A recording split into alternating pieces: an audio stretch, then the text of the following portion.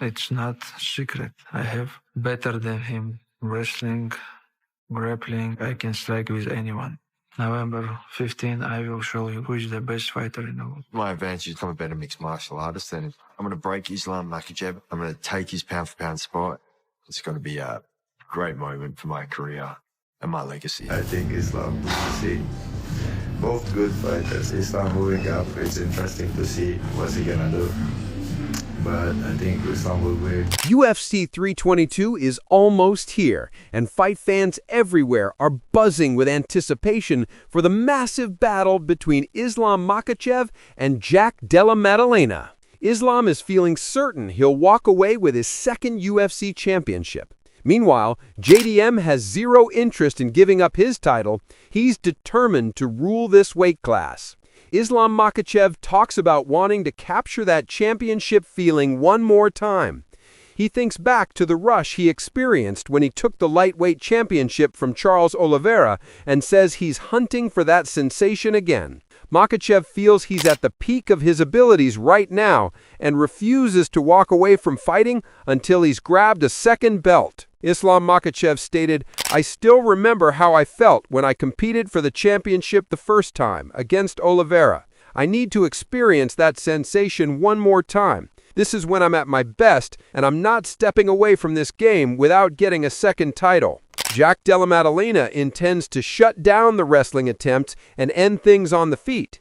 He predicts a battle that looks like his Rakhmonov fight. Islam will go for several wrestling attempts, but Jack is convinced he'll stand back up in every round, connect with precise shots to hurt him, and ultimately get the stoppage. His ultimate scenario is finishing it at Madison Square Garden and sending the crowd into a frenzy. Jack Della Maddalena stated, "I picture it playing out like the Rakhmonov fight. Islam will shoot for a handful more wrestling attempts, but I'm confident I'll stand back up every single round and catch him with strikes on the feet, hurt him, break him down, then stop him.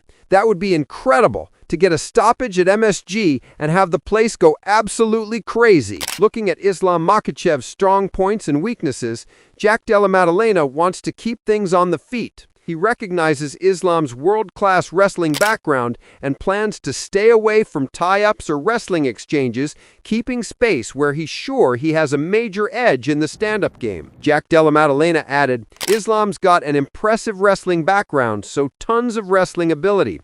I'm working to prevent him from grabbing me, working to maintain distance where I'm certain on the feet I have a major edge." Jack Della Maddalena also pictures himself stopping Islam Makhachev and hearing the audience explode. He sees himself looking toward his corner to watch them going wild as the whole building bursts with excitement and electricity. You see MSG, biggest fight of the year, Islam Makhachev. What are you seeing? I just see like a finish. I see a finish happening. I see the crowd going wild and just turning to the corner and just see him going berserk. Oh, man. I hope so. I hope. Meanwhile, middleweight champion Khamzat Chimaev forecast Islam Makhachev will defeat Jack Della Maddalena at UFC 322. He finds the matchup thrilling, particularly with Islam jumping up in weight, and anticipates Makhachev will depend heavily on his wrestling. Chimaev is convinced Islam's grappling dominance will dictate the action and neutralize Jack's striking as time goes on. Jack or Islam? Well, Islam will get the Dwarana and Jack will the My track trainer, when I asking he coach brother wait what he gonna say, we'll see. Your opinions? 5% od Madalenos. O Islam doktor jest błędny. Jest na problem. Coach is 55% Madalena, 45 Islam. But I think Islam, we will see. Both good fighters. Islam moving up, it's interesting to see what's he gonna do. But I think Islam will be more, he gonna use his wrestling more. On the other hand, Khabib Nurmagomedov shares he intends to retire from coaching after Usman Nurmagomedov and Islam wrap up their fighting careers.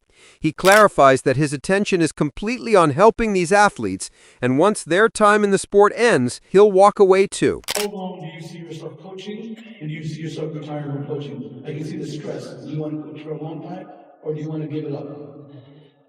When this gets finished, I'm going to finish. You know, every month you have me fight. Oh, please. But Osman, my priority is Osman Omar and Islam. And this guy's my priority, you know.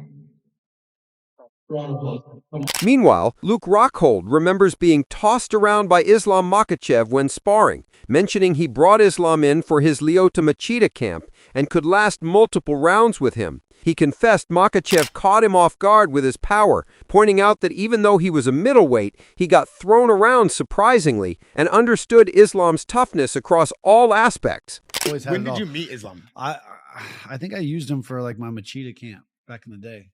You flew him in from Dagestan? No, he came with Habib. He's a Dagestan nigga? He's Dagestani. That's Habib's crew. Oh. Yeah, no, but like I would actually like I could like spar a little bit with him. Like he would come in like my fourth and my fifth round. Oh, no way. And like I remember he threw me one time. I was like, what the fuck? He judo tossed you? Yeah. Uchimata? I was a middleweight and he's but I got back up and got him back. But, you know, he definitely surprised me. He's very tough. Rockhold also remembers working with Khabib Nurmagomedov, calling the ex-lightweight king someone who constantly challenged him to his breaking point. He notes that very few lightweights could wrestle or hang with him, but Khabib was a different story. Unstoppable, powerful, and constantly wanting to train harder and longer than anybody else. Rockhold looks back on their endless training rounds as among the most challenging of his career. What was he like in the gym? Was he as dominant in the gym as he is in the cage? He's very, very tough, man. Very, very, very, very tough. You know, he could work with me. Not a lot of lightweights could grapple with me and compete with me. And he was always tough, and he'd always want to go harder and further than everybody else. And at that time, that's exactly where I was. And it was like, who can push the bike harder? Who can sprint faster? I remember like we'd be doing sprints, and he would like, this motherfucker, like it was a push. Did he pushed me to my limit, at and that that's time- that's why I liked. I was like, come on, let's go train at night. Let's go train here. We train together nonstop. Luke Thomas shared that middleweight Paulo Soriano previously trained with Islam Makhachev and got totally outclassed. Soriano confessed that as a full 185 fighter, he had no answers against Islam, calling the session 2 hours of getting overwhelmed by Islam's better ability and dominance. So it was funny. He was saying one time, this was during the pandemic, he was rolling up to Extreme Couture and he had no one to train with for whatever time. And he called up Ali and he's like, I got no one to train with. They're like, oh yeah, we'll send Islam to go. And he was Soriano at the time was a full 85er. And he said Makhachev just fucking murdered him for 2 hours. He couldn't do anything to him. He was like, I'm an 85er and this guy's a 55er. I can't do shit to this guy.